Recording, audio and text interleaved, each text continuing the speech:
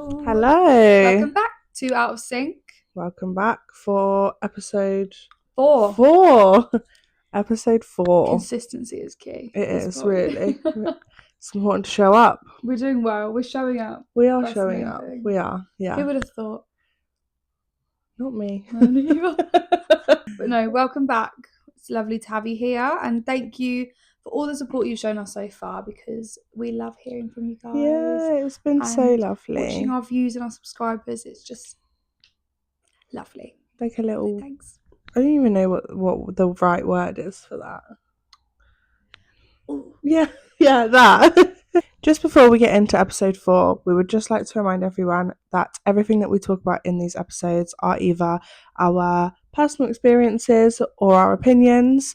We do not expect you to agree with us. We don't want you to agree with us all the time. That would be boring. We don't want boring. We don't want boring. We don't do boring. We don't.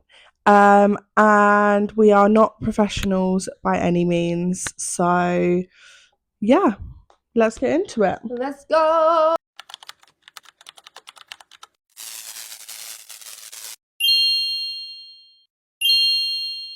I never speak during that bit because I just feel like I'm gonna suck it up.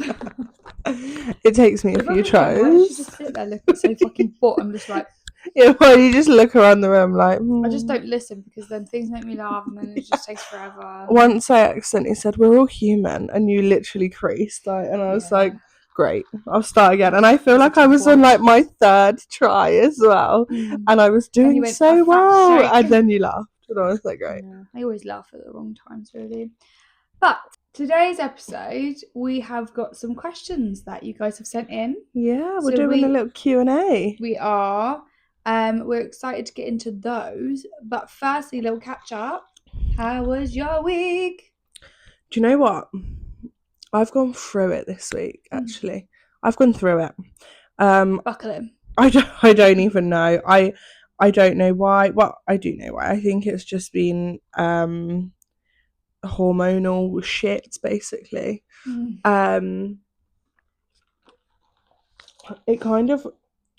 It started actually at the beginning of the week, Monday. Oh, I know. I hate that. And I got in from work and I just couldn't stay awake. And I was like, this isn't normal. Like, even if I'm really tired, I normally try and be productive, because obviously working full time, having a house to run, dinners to cook, house to clean, washing to do, like, I still try and be quite productive even if I do feel tired. But I was not just tired this week, I was exhausted. Fatigued. Yeah, it was horrible. I got to work on Thursday, and obviously just normal sort of morning stuff, dealing with all of that. And then we finally sort of dealt with everything that needed dealing with, sat down, my manager was like, right, Leah, let's catch up. I feel like we haven't spoken. How are you? And I just looked at her and I was like, I'm actually not okay. And I just cried and cried and cried and cried. But I was crying from like 6:30am until like 11:30am on and off, and I just couldn't stop. And I was so embarrassed because I'm not really a crier. And I just couldn't stop. And I was getting annoyed with myself as well. I was like, just looking at the computer, like reading it. Yeah, I was reading emails, and and I said to her, I was like, look, I can't stop crying. It's like, once that floodgate opens, yeah, it's just never ending. And obviously people at work say like, oh, are you okay? How are you? And that question, I'm like, not okay. And then I just cry more. And I honestly, I could not get myself out of it. Could not stop crying. But I got home, put a bit of hair dye on, put some tan on, had a shower, like really long shower. And I do feel like that helped me, like, just bring myself together. But yeah, I still feel a little bit tired, but maybe a nap would support with that. Yeah, a little bit later. So when you wake up and you're like, where the fuck am I? Yeah, and also I feel like a nap is a gamble. Like, I feel like you can wake up feeling more groggy than when you went to sleep, and that's really tricky. But how was your week? Hopefully better than mine. It was going well. My week, Monday to Thursday, no complaints. Love that. Which is weird for me because I've usually got something to complain about. No complaints. Beautiful. Friday, cycle day 1 hits. Oh, and no. honestly, you know, the one thing that gets me is like the word fatigue, and that's why I threw it in there, because that's a big symptom with like hormonal conditions and stuff. Fatigue. People think you're just tired, but it's not. No. You literally, it's not even your tiredness, it's like your energy levels. Yeah, everything. Oh like my God, you I was could so sleep. irritable. You could sleep 8 hours and still And just sleep be 20. the same level of exhausted as when you Yeah, went to like bed. what? Yeah, That's what was literally. happening to me all It's like you week. haven't slept. Yeah. You just wake up feeling tired. You don't get that like, oh, morning, skipping my step. You'll just wake up like, is it 3 a.m.? No, Yeah. it's 10 a.m. Brilliant. Let's get up for the day. Yeah. So yeah, I always struggle on cycle day 1. It's nothing new for me, but it's just a little bit annoying. And I was saying to you in the car, my lips, if you could see my lips from there, you can't see them. They are so unwell. They are. They're struggling. I've been soaking them, like every night, soaking them in my, I think it's the Laneige, the lip stuff. Oh my God. I'm waking up and I'm like, I can still move my lips with it. It's just, honestly, it's had a mission this week. And it's just the bottom, like here. Oh, that's probably the worst part of my week. Yeah. Maybe it's not, but I would take them over cycle day 1 any day. But yeah, good to start with, but a bit annoying that my weekend's a bit like, because I can't give myself energy. Yeah. Can't just make it up, can you? No, I wish you could. I feel like I'm just like, I know, so do I. I feel like I'm not giving vibes today, but this is reality. If you don't like it, like and subscribe and then leave. Without the aggression, this is reality. We probably weren't feeling it today, but we're showing up. I've got some questions from you guys, which we're really excited to dive into. Yeah, and it's always really nice to have such a lovely response because we are so new, and I don't even think we've hit 100 followers yet. So to have like any questions at all is so lovely. So thank you to everybody. Thank you. I also think another good thing, quickly before we get into them, there's been a whole like array of questions like covering quite different things. So we really love that. Thank you. We do love that. And some people have picked up on like PCOS, Endo, and others are like more dating and like friendship and things like that. First question. What are your opinions on how dating has changed over the last few decades? This is a great question. That's a very good question. It's quite a broad question. Decades are crazy. Yeah. I've only been alive for 2 of them. Yeah. Almost 3. Stop it. I'd say stop it or leave. So, I mean, it's changed a lot because like it used to just be like, I'll go for that girl and I'll fight with her and we won't let anything come in between us. But now it's like we're not fighting together. Yeah. And I am gonna, if there's better options, I'm gonna go there, if that makes sense. Yeah. Or like, I'm gonna risk everything for those options, or like a one night thing. It's just, yeah, like that has changed a lot because I feel like unless men just used to cheat on their wives all the time, I don't know. Maybe. I wasn't around to see it. I also think like the digital footprint is massive. Like I feel like it's really easy now, especially not even just with online dating. Say if you were to meet someone the old-fashioned way in a cafe or a bar or something like that, the digital footprint is wild. That it's so easy to hop on social media, but not everything is as it seems on social media. Yeah. And you're getting like this false interpretation of the person, and that might not be anything like the real them. Yeah, and the one thing that I'll add on to that, is with like dating apps, like I noticed myself, I'm not even reading anything. I'm looking at the pictures.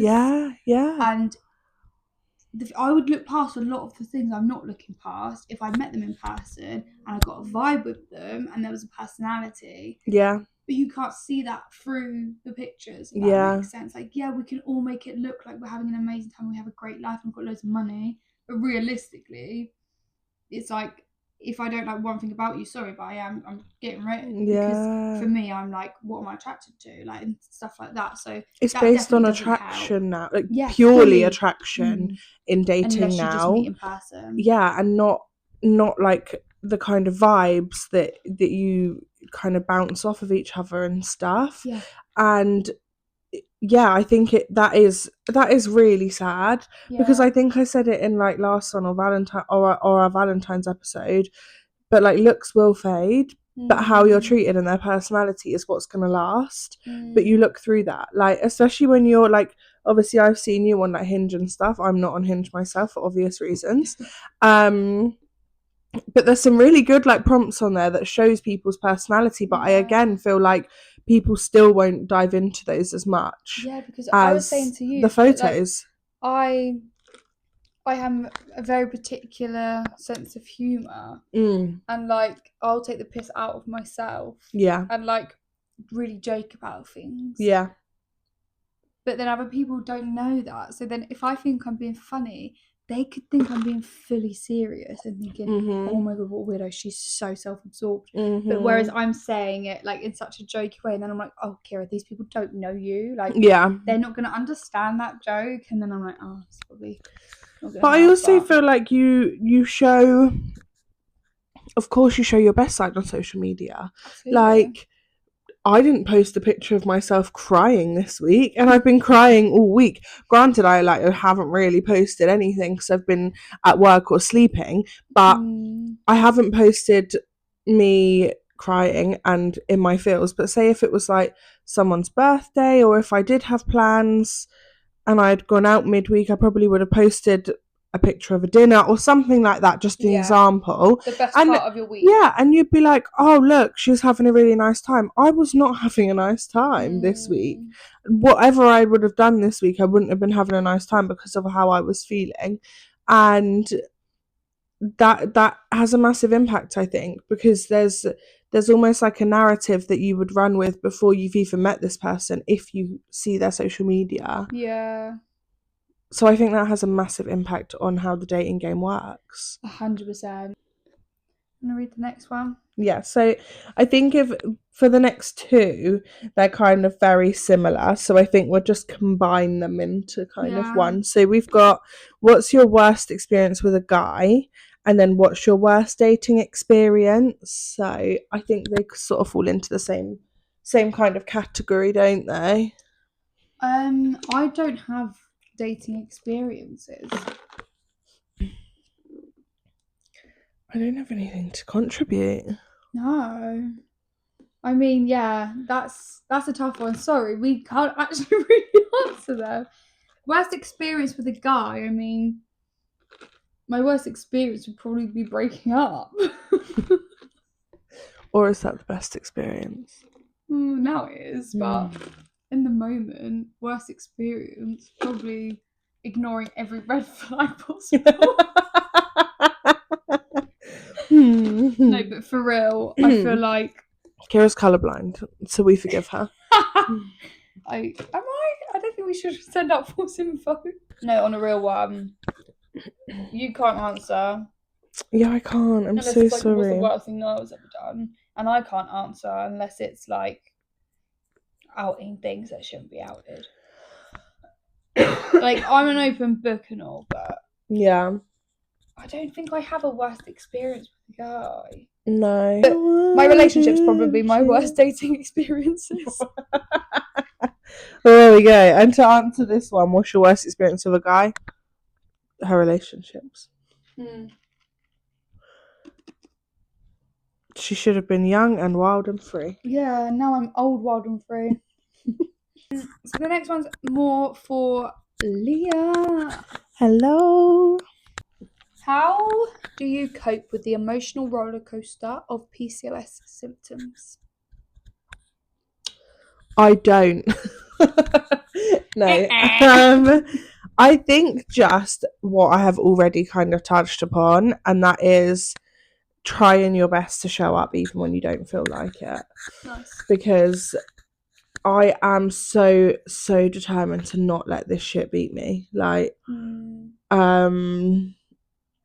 yeah, when I'm exhausted, in pain, feeling just generally so low, I still just try my best to show up because I don't want it to win. I don't want it to have that kind of control over me, and I do know that that is so much easier said than done for a lot of people. Yeah. And everyone sort of deals with things differently, but for me, I have to keep on going because I know that if I let it win, I will feel worse. Yeah. Like if I had just stayed in bed, especially as like what we've already touched upon, like you don't feel very well rested when you're going through like a hormonal surge with PCOS. It wouldn't have helped my symptoms, and I've also just let it win. I've stayed in bed and I've given in, and I still won't feel any better. Like, so it doesn't make a difference. So I just have to try and keep going. In terms of like the emotional side, is that what the question asked? Yeah. Let it out. So Yeah. not letting it Private. win, but letting my emotions out. Like, absolutely ride with it. Like, gotta give a shout out to my manager here, to be fair, because she was very good at being like, it's fine. Like, it's fine to feel like this. And I think just accepting that it's okay and you don't have to have a reason that you are feeling the way that you're feeling. Yeah. And it just is what it is. But just having sort of those moments where you think, okay, I'm just going to ride with this. This is what I need right now. I'm crying uncontrollably and I don't have a reason And that's why. okay. You can And just. it's fine. In terms of like going a little bit deeper, so in terms of like emotional about the emotional side of like my appearance and stuff, that is something that obviously I really struggle with, like massively.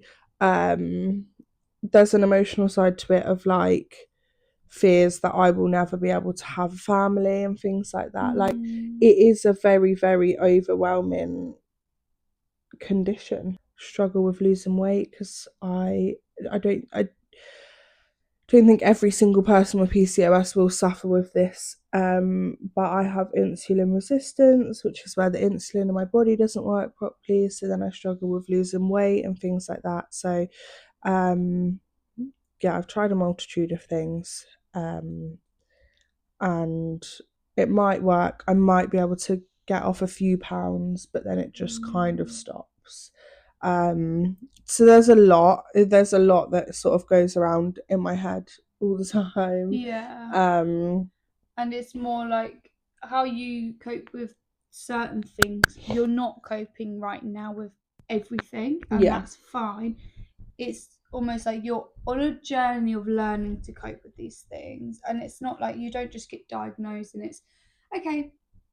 And it's not, because then there's all these little things, and then there's like, oh, this is why I feel like this is why this happens, this is why this explains a lot. Yeah. That then, okay, you're coming to terms with a lot of years and a lot of answers, which Yeah. is quite overwhelming. But it's like you're on that journey of learning to cope with this condition and the Yeah. emotional parts of it. And it's not just your emotions daily, but then obviously the emotions surrounding the whole condition. Yeah. But you're doing really well. Thank I'm very you. proud of you. Thank you. So it's an interesting one for sure. What have we got next? Oh, this one's actually for you. We planned this really well, but For it wasn't me? even planned like that. I love that Yeah, for we didn't us. even plan. We just read a question. Just read the questions. Are there any lifestyle tweaks that actually help with endometriosis pain? Since January, I've been really trying to change my diet, and I've been introducing quite a few anti-inflammatory foods. I have introduced foods like flax seeds I'm putting on my breakfast. I've got nuts and pulses that I put on my lunch. Like this week I've been eating beetroot, avocado, gherkins, olives, peppers, cucumbers, sweet potato, tuna. Wow, for my that's lunches every lovely. day. I love that. And my dinners have been more normal because I've been eating with my family, just like average dinners. And I mean, today I've eaten a ham and cheese croissant, so it's not. I've not completely changed my diet, but I'm introducing things: chia seeds, It Greek also yogurt. does have to, like, you cannot go 100. It's got to be No, 80 otherwise I 20. give up. Yeah, otherwise it's not. It's It not already, sustainable. both of the conditions, an anti-inflammatory diet supports both of our conditions. It already takes so much of us that I think it would be really easy to be like, I'm not fucking doing this as well. Yeah, If you just gave up everything that you enjoyed, yeah, like every yeah. single thing, like if you didn't have a little treat every once in a Oh, while, absolutely. then it would feel like it's just consumed every single aspect of your life. And I think that, just to go off on a bit of a tangent, like I think it actually, almost going back to my question, another thing that I missed out is the emotional relationship with food that I have, because I feel Mm, like it's the last thing that I actually have control over. But I'm also a very emotional eater in every way, though, like sad, comfort food, happy, celebration food. Do you know what I mean? mm. Like, and food is sort of at the forefront of my mind. And I know it sounds like I've obviously just mentioned my weight and stuff, but I feel like I have control over that. Like, no one can stop me eating this massive bar of chocolate if I want so. Haha. Do you know what I mean? And if I'm Yeah. feeling like down about things, I sometimes then go down a hole and make it worse with my diet, because I am in control of that. Like, I can Yeah. eat this if I want to, and nothing's gonna stop me. I might get like a bit of pain or something in my stomach or whatever, but I'm still gonna eat it because it's Mm, my choice to do that. Whereas it's not my choice to be in the position that I'm in every other yeah. aspect. Yeah. Yeah, I get that. Sorry, carry on with what you were saying. Don't ever be sorry. So I've introduced like little bits like chia seeds, flax seeds, and all of that. As well as swapping like white potato for sweet potato. But yeah, doing it gradually. And I had my first flare up this year, which brought up a lot of emotions about the condition itself and not about how I feel like month to month. Um, and my legs stopped working, and it was just shit. It was a lot of little things. We won't go into that, but it was like the reality of, okay, I really need to try and change stuff. So that's when I really focused on the food side, because I was in a lot of pain. And actually, I do feel, unless it's a coincidence, which I guess we'll never know, like I can't find things that help the intensity of the cramps once my period's Yeah, here. yeah, I'm on like all the extra painkillers and stuff you can get, but the food stuff I believe has helped with the start of my cycle, I which love is a that. positive. So, Yeah, absolutely. um, yeah, I hopefully will be able to vouch for that and stick to the diet and, keep going as I am. I think, again, when you just make those small changes, like you And you said see about little benefits, it potato, helps. yeah, Yeah. yeah. Like, I think that is much more substantial, and you Yeah. should be able to then continue on with it. Yeah. The one thing I'll say that is really shit is no matter how healthy I'm eating, I seem to have had the endo bloat every day for the last month. And it's shit because I look in the mirror and I'm like, that's not my body. Like, and I Yeah. don't almost recognize it. But I have literally been bloated every day for last month. I've felt really uncomfortable, really bloated. So that side of things, I'm not sure what's going on. But hopefully, after this cycle, everything I can kind of start fresh. But I've been working out more, eating really healthy, and I've seen absolutely not one change. So that part of it, But that's I okay. can't help with. Yeah. And again, similar to what you just said to me, that's that's okay. Like, it's, Yeah. you're learning as you go along, and I'm learning as I Mm-hmm. go along, and we're just learning together, really. We're just learning. We We're are. growing and we're learning. And we're sinking. Every day's a school day. Next question. So, what's one thing you wish people understood about living with PCOS or endometriosis? That's a really good question I do because love that. I feel misunderstood is the first thing I'm going to say. Yeah. Absolutely. For me, I think it would just be how severe the symptoms can actually be. Like, we again have already kind of like dabbled in talking about this, but when I say I'm tired, I'm not just like, oh, I need a nap. I'm fucking Exhausted. wrecked, mate. Like, I'm wrecked. I'm not just like I feel like I've just been saying that to everyone all week. Like, they've been like, "Oh, are you okay?" And I'm like, I'm just wrecked. I'm just wrecked. Yeah, I think, and oh my god, like the levels of pain that I get. Oh god, I wish people could just, if I could give it, like if I could give it to my boyfriend for 30 seconds, just so that he, especially like the boob pain, if I could just pass that on to him for like 30 seconds and then take it right back, because I wouldn't wish it on anyone. Just so he knew what I'm feeling, I absolutely would. I would give it to him for a minute, because oh my life, I just, yeah, it's crazy. Yeah, I like it. I like your hair. I like that. Oh, thank you. It's very kind. Yeah, I feel like mine's probably quite similar to you. Like, first thing I'd say is the symptoms. Like when I had my first flare and my legs weren't working, I felt like it looked like I was putting it on, like I couldn't walk. But I couldn't, like, I cannot explain how my legs felt, but I could not walk properly. I couldn't get up or down off the floor. And obviously, we work with children, so that's a really hard thing when you're sitting on the floor all day and getting up and down. But I'm just like, oh, I wish you could just feel this. And not in a rude way of, like you say, like, I don't want anyone to feel the pain that I'm in, but I just to understand like the severity of I'm not okay in those moments. Another thing that we probably both feel is just the uncertainty of fertility issues. Like, even though I'm not in a position right now, obviously, it's just the unknown, really. Like, now I'm single, it's more the unknown of, like, is it going to happen? But yeah, I'd say that's probably my top things about that. Yeah, I feel you. I feel like the next couple of questions are a bit more light-hearted, which I think we need after that. Because the fact that we had those questions, we're in the thick of our conditions right now, aren't we? Yeah. And we're not feeling. Yeah.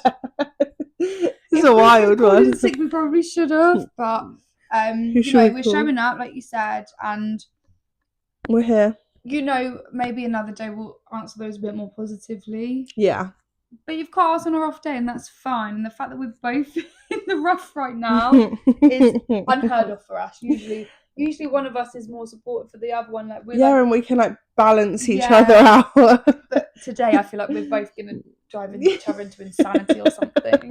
We'll probably have a little cry together after this. Right. Our next question. I feel like wait, hold on. We've got 2 more questions to answer. And yeah, let's go with, we're almost at the end. So like I said, a bit more lighthearted now. Is it ever okay to check your partner's phone? Yes. Yep. I'm gonna say yes. I'll die on this hill. Right. All I'm gonna say is the one time I have done it, I found something I didn't like. Right. I think it really depends on your relationship. I think if you have, like for me, I could go down to my boyfriend right now, I could get his phone and I could use it if I need to, I don't know, Google something or look at something or send myself something or ring my own phone. Like, I could just take it and I can do that, and I know his password, and I don't have any reason to check his phone. So in my personal situation, I don't need to go through it, like, because if he was hiding something or worried something was going to come through, I wouldn't be able to just freely use it. Same like from him to me, like if he came in here right now, apart from the fact that we're filming on it, and said, oh, can I just borrow your phone? Not really. Yeah, absolutely you can. You can borrow mine though. Yeah, like of course you can. Yeah. He knows my password. Again, I'm not hiding it, like, you know, not hiding anything, so of course it's fine. I think it depends on your relationship and why you want to check their phone, because I'm really big on gut feelings. And I think if you have a gut feeling about something, and the only way that you can either confirm your gut feeling or silence your gut feeling and sort of fix it is doing that, then I think that that's okay.